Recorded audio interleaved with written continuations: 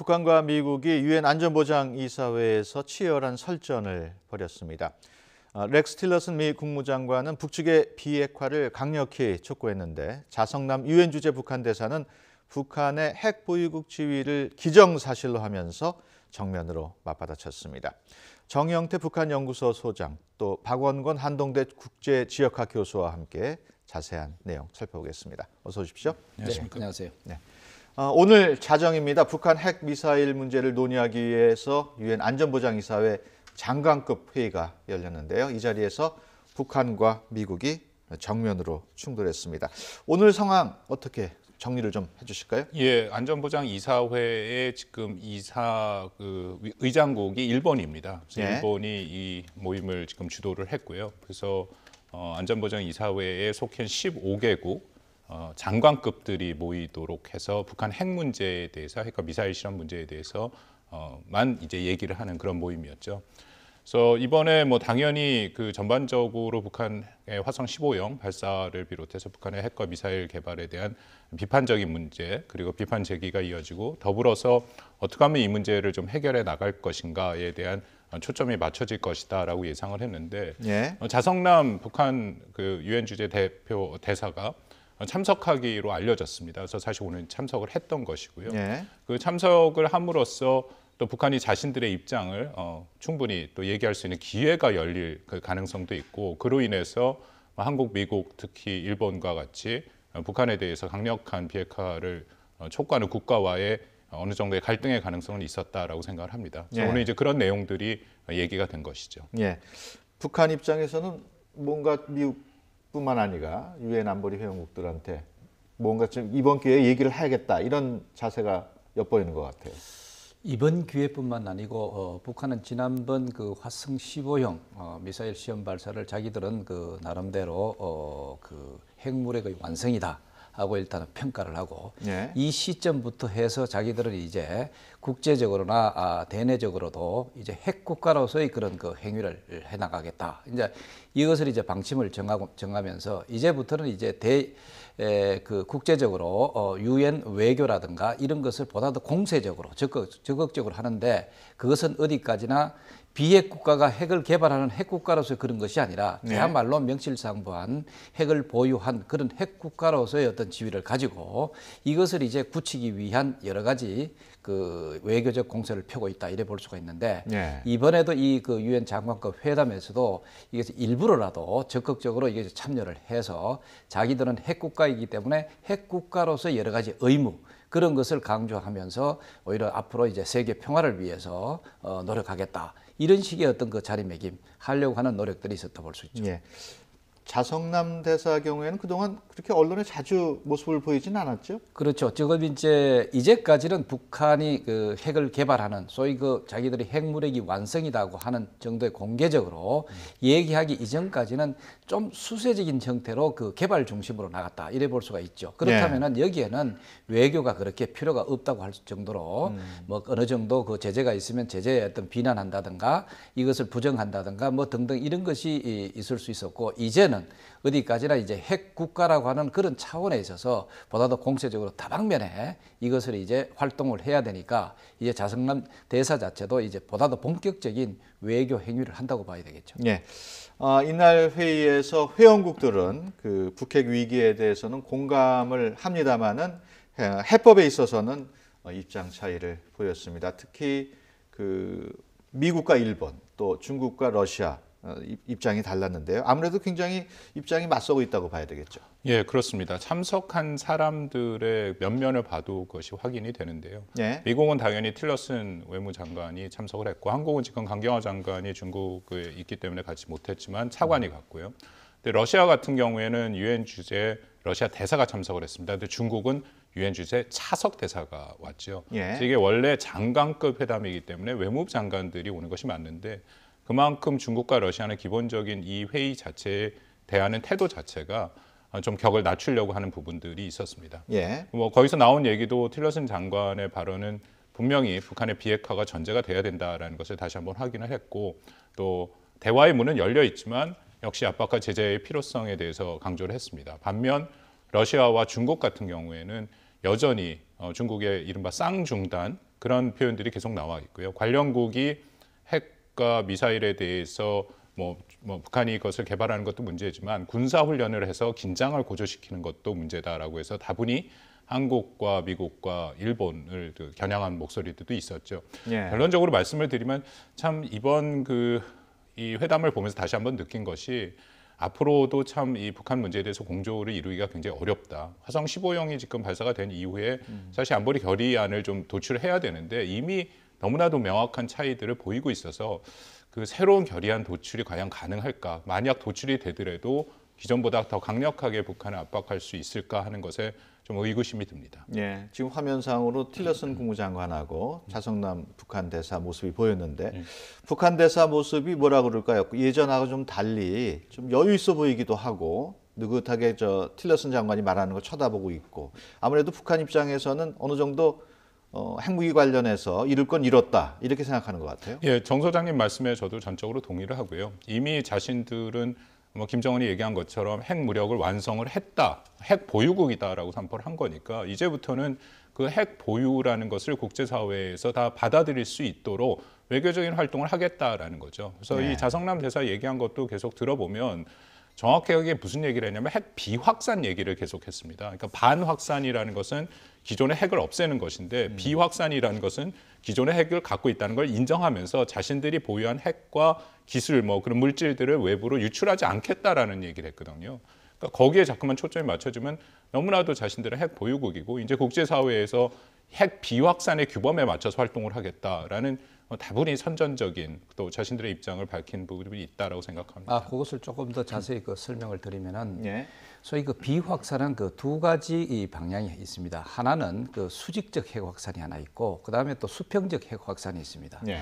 이제까지 우리가 북한에 대해서 그 의미를 두고 있는 것은 수평적 핵 확산입니다. 그것은 바로 뭐냐면은 핵 국가 자체가 1개 국가, 5개 국가, 10개 국가 이런 식으로 늘어나는 것을 늘어나지 못하게 하는 것이 이제 북한에 대한 수평적 비확산 이 조치가 사실 어떤 의미에서 적용되는 것인데, 그러나 이제 수직적 비확산으로 가게 되면은 핵 국가들이 자기들이 이제 그 핵무기 자체를 예를 들어서 100개를 갖고 있다, 아니면 200개를 갖고 있다, 1000개를 갖고 있다 그러면 1000개를 갖지 말고 500개만 갖자 하는 형태로 이제 소위 핵 감축 노력이라든가 이런 것을 이제 중심으로 한다는 거죠. 요거는 이제 수직적 핵 확산은 핵 국가들이 대상이 되는 것이죠. 네. 그래서 북한은 바로 이제 수직적 핵 확산 차원에서 이제 핵 국가라서 본격적으로 이제 미국을 1대1 대등한 입장에서 회담을 해 나가겠다. 네. 이런 모습을 이제 굳히기 위한 노력의 일환으로라도 이번에 굳이 이런 장관급 회담에 이제까지 그렇게 활동을 안 하던 자성남 대사조차도 여기서 본격적으로 나와서 자기들은 비확산, 소위 세계적 평화를 위해서 비확산을 위해서는 이게 수직적 비확산이죠. 이것을 위해서는 충분히 자기들이 노력을 하겠다. 네. 수평적 핵 확산인데 자기들도 이제 더 이상 이것을 다른 국가의 핵 기술이라든가 이전을 하지 않겠다 하는 네. 것을 이제 과시하는 거죠. 지금처럼 북한하고 미국이 계속 맞서고 있고 네. 또 유엔 회원국 사이에서도 이 의견이 다른 만큼 이 북한을 대화 테이블로 끌어내기는 쉽지 않은 것 같아요. 이제 북한 입장에서는 자기들은 이제 핵국가라고 하는데 소위 수평적 핵 확산과 같은 그런 회의에는 더 이상 의미도 없고 그다음에 자기들은 나타나지 않겠다고 하는 것은 단호한 입장이라고 볼 수가 있죠. 그럼에도 불구하고 우리가 북한이 이런 수평적 핵 확산 자체에 있어서 참여를 할 수 있도록 하기 위해서는 강한 압박을 가하고 있다는 것이죠. 압박에는 무슨 경제적 압박도 있고 군사적 압박도 있을 수가 있는데 그 중에도 군사적 압박조차도 활용해서라도 네. 북한을 이런 수평적 핵 확산이라고 하는 이런 회의에 대화에 나올 수 있도록 하는 노력이 바로 미국의 노력이고 또 우리의 노력이기도 하죠. 네. 이번 유엔 안보리 회담에서 특히 눈길을 끌었던 인물은 틸러슨 미 국무장관입니다. 사흘 전만 해도 전제 조건 없이 만나겠다 이런 파격적인 대북 대화를 제안을 했었는데요. 유엔 안보리 회담에서는 태도가 다시 바뀌었습니다. 어떻게 봐야 될까요? 사흘 전에 틸러슨 장관이 얘기했던 거를 좀 자세히 보면요. 먼저 30분 기조 연설을 했습니다. 거기서 네. 이제 북핵 문제에도 얘기를 했는데 그것은 기존의 입장에서 크게 벗어나지 않고 여전히 뭐 최대 압박과 관여 정책에 대해서 뭐 평화적 방법이지만 그런 것들을 쭉 설명을 했습니다. 근데 지금 전제 없는 대화라는 것은 나중에 질문을 받는 상황에서 얘기가 나왔거든요. 그래서 예. 전후 앞뒤 맥락을 보면 무슨 얘기를 했냐면 일단은 미국 특히의 입장에서는 김정은이라는 인물을 정확히 모르겠다. 그렇기 때문에 김정은이라는 인물을 좀 알기 위해서라도 대화가 필요하지 않느냐. 그러니까 탐색을 위한 일종의 대화. 이제 그런 말 끝에 뭐 날씨 얘기도 좋고 뭐 테이블 얘기도 좋고 이제 그런 식으로 그 얘기를 했습니다. 근데 네. 덧붙여서 계속 했던 얘기는 역시 그냥 뭐 대화를 하는 것은 아니고 분명히 그것에 대한 어떤 북한의 전향적인 비핵화 조치는 있어야 된다라는 것도 덧붙여서 얘기를 했죠. 근데 물론 이제 뭐 외부에 알려지기에는 전제 없는 대화다라는 것이 이제 크게 얘기가 돼서 많은 방향을 일으킨 것은 사실입니다. 뭐 미국 언론에서도 그걸 이제 부각해서 얘기를 했고요. 이번에 근데 유엔에서 다시 얘기를 하기는 북한과의 대화가 이루어지기 전에 위협적 행동의 지속적 중단이 필요하다. 그러니까 다시 원래의 방침으로 돌아가서 예. 그냥 단순히 대화를 위한 대화는 아니고 분명히 북한이 전향적인 비핵화 선언과 조치가 있어야 대화가 하겠다라고 다시 지금 미국 정책의 원칙을 확인했다라고 생각합니다. 틸러슨 장관의 저런 태도 변화 어떻게 봐야 될까요? 사실 미국에도 마찬가지로 각 그 부처별로 뭔가 그 책임을 좀 분담하고 있는 역할참 분담하고 있는 그런 것이 아닌가 이런 생각이 들 수가 있는데 예. 틸러슨 장관의 경우에는 제가 보건대 소위 이제 대화의 필요성을 좀 더 강조를 한다. 사실은 그 다른 국방부라든가 이런 데도 물론 이제 대화의 필요성을 강조는 하지만 그러나 그러면 어떻게 해서 대화를 이끌어낼 수 있을까 하는 이 방법론에 있어서 그쪽에 있어서는 군사적 수단을 좀 더 강화를 하는 그런 척이 되기는 것이죠. 예. 그래서 우리는 너무 지나치게 틸러슨 장관이 뭐 대화를 해가 전제 조건 없는 대화다 이런 식으로 대화파 형태로만 우리가 본다는 것이 좀 문제인데 사실 그날 또 그 앞뒤 맥락을 사실 보면은요. 조건 없는 대화는 필요하다. 그래 놓고는 그 뒤에 그러나 그 대화에는 분명히 다른 어떤 그런 그 보따리를 갖고 나와서 해야지 그렇지 않으면 안 된다는 그 얘기도 또 있었습니다. 예. 그렇다 보니 그 자체도 대화 자체에서도 조건 있는 대화라고 볼 수가 사실 있죠. 뭐 이렇게 본다면은 이 트럼프 행정부의 여러 가지 어떤 강요들의 그 약간의 어떤 그 이견이 있는 것처럼 보이지만 그러나 이건 분명한 것 같아요. 뭐냐면은 이 군사적 수단을 동원해서라도 북한을 소위 비핵화 대화에 끌어내놓겠다고 하는 어떤 그런 기본적인 자세는 있는 것 같아요. 예. 우려되는 얘기도 나오고 있습니다. 미국의 한 북한 전문가가 트럼프 행정부가 북한에 대한 군사 옵션 카드를 진지하게 검토하고 있다 이런 이야기를 했습니다. 어떤 내용입니까? 이게 미국의 데니엘 드레즈너라는 미국 텁스 대학의 교수가 워싱턴 포스트에 기고한 글인데요. 예. 주목을 받는 것이 본인이 이제 미국의 정책 결정자, 관련자들, 관료들을 만나 보니까 그들의 시각과 그들이 바라보는 북핵 문제가 우려가 된다라는 거죠. 일단 북한이 핵을 개발하는 동기 자체를 이것을 통해서 한국, 그러니까 남한을 무력 통일하기 위한 용이다라고 북한의 일부 이제 관료들이 인식을 하고 있다라는 겁니다. 만약에 그것이 전제가 된다면 북한의 핵 개발은 무조건 막아야 되는 것이 맞고, 예. 그러기 위해서는 군사적인 옵션도 당연히 사용해야 된다라고 이제 자신은 그것을 인식을 했다라고 얘기를 하는 거죠. 그래서 이게 지금 이제 좀 문제가 되고 있다라고 생각하는데, 근데 여전히 그 트럼프 행정부의 북핵 문제에 대해서는 사실은 뭐 지금 뭐 약간의 논란이 있습니다만 전제 없는 대화부터 이 군사적인 옵션까지 다 얘기가 되고 있습니다. 트럼프 행정부의 이런 정책은 근데 북핵 문제뿐만 아니라 대부분의 대외 정책이 공통적으로 나타나는 현상이거든요. 네. 이른바 불예측성이죠. 그 트럼프의 협상의 기술에서도 늘 얘기하는 것처럼 상대편으로 하여금 우리의 카드를 보여주지 않겠다라는 것이 기본 입장이기 때문에 우리도 지금 동맹국이고 뭐 한국뿐만 아니라 일본도 마찬가지입니다만 솔직히 정확하게 트럼프 행정부가 어떤 옵션을 어떻게 지금 단계적으로 이행을 하고 있는지에 대해서는 상당히 의문이 되고 예. 불확실성이 있다는 거죠. 예. 근데 오히려 저는 이런 것이 북핵 문제 해결의 어떤 방법도 될 수 있다라고 생각합니다. 지난 거의 4, 5년간에 해왔던 북핵 문제는 기존 틀에서 우리가 벗어나지 못했기 때문에 트럼프 행정부처럼 기존의 틀에서 어떤 벗어나는 우리가 예측할 수 없는 그런 정책들을 통해서 핵 문제의 어떤 돌파하고도 이루어질 가능성이 있다라고 생각을 합니다. 예.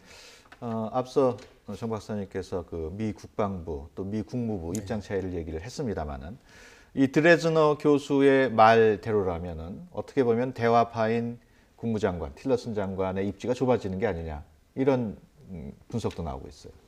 사실은 그 전쟁이라고 하는 어떤 그런 소위 군사적 수단을 가지고 그 압박하는 그 자체가 바로 그 대화로 이끌어낸다고 하는 그런 측면이 사실이죠. 이 대화라고 하는 것은 평화적 그 협상을 통해서 해결하겠다고 하는 전제 조건 하에 그런데 이제 북한은 그 평화적 핵 협상이라고 하는 거죠. 여기에서 나름대로 자기들은 이제 핵국가다.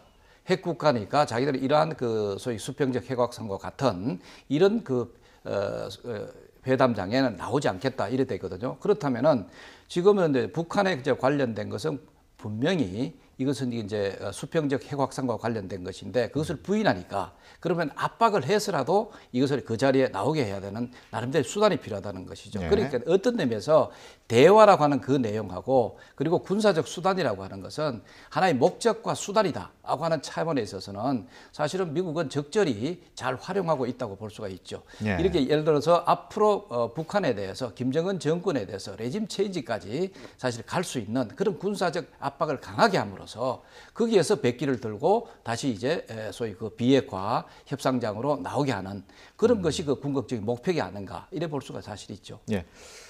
틸러슨 장관의 경질설 어떻게 보십니까?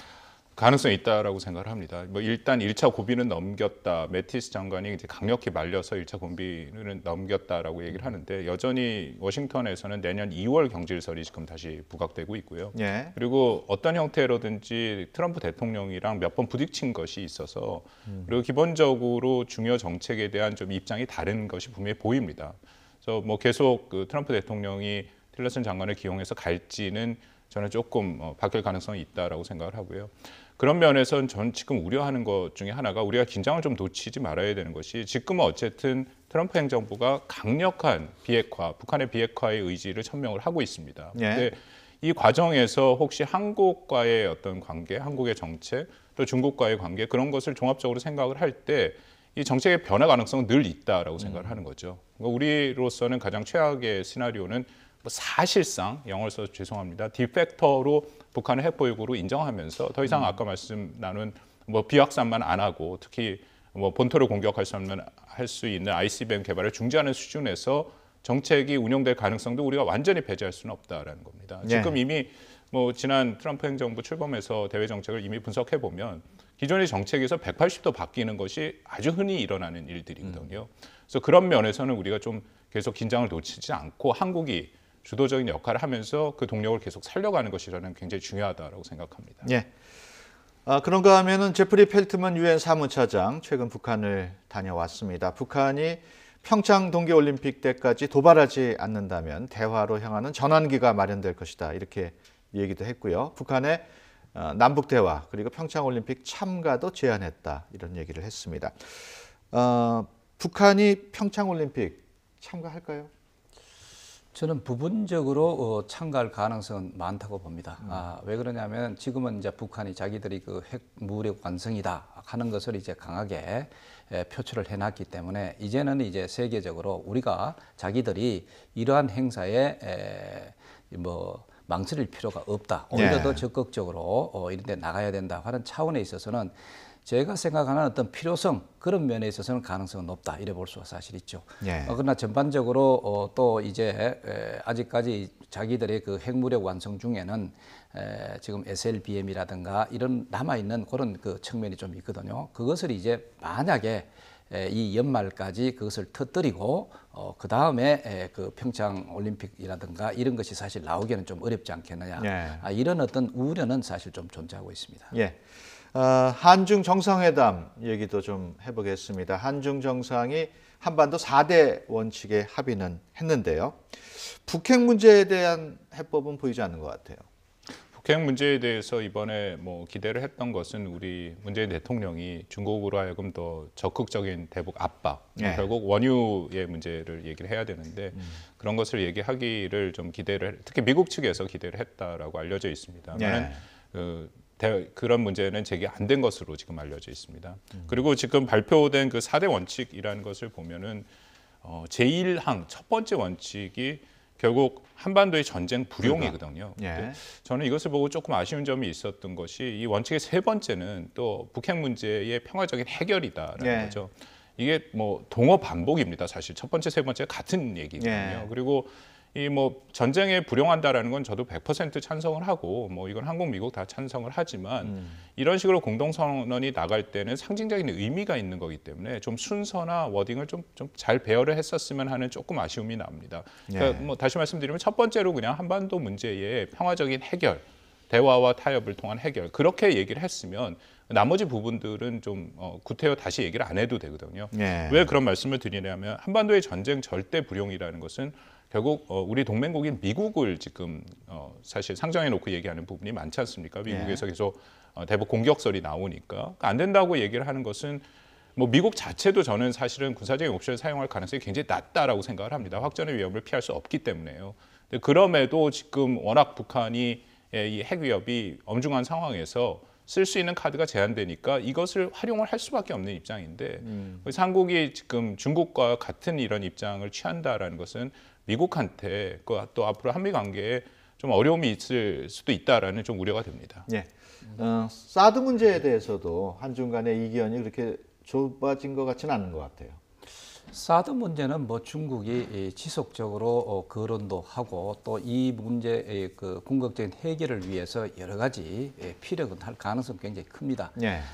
그러나 이제 잘 아시다시피 그 중국도 나름대로 일당 권위주의 체제인 만큼 이런 것을 사실 내놨다는 자체는 중국 자체의 어떤 민족주의 감정이라든가 또 소위 그 내부적인 어떤 정치 이런 측면에 있어서도 그것을 일거에 사실 거둬들이기 어렵지 않겠느냐 이런 생각이 사실 들었죠. 그렇기 때문에 어디까지나 이 그 사드 문제는 사실 불씨 자체를 완전히 꺼버리는 그런 측면이 아니라 오히려 재를 약간 이 불씨를 덮어놓는 그런 과정이 아닌가. 뭐 이렇게 봤을 때는 그 재로 완전히 덮여질 때까지는 지속적으로 거론도 하고 또 나름대로 또 압력이라든가 이런 행사도 할 가능성은 있지만 그러나 이제 좀 시간이 가면 갈수록 이 그 사드 문제가 오히려 최수위로 부각되기보다는 여타의 문제, 경제적인 문제라든가 그 한중 간의 협력 문제라든가 이런 것을 중심으로 해 나갈 가능성이 굉장히 좀 오히려 커진 계기가 됐다 이래 볼 수는 있습니다. 그렇다면 이번 한중 정상회담 네.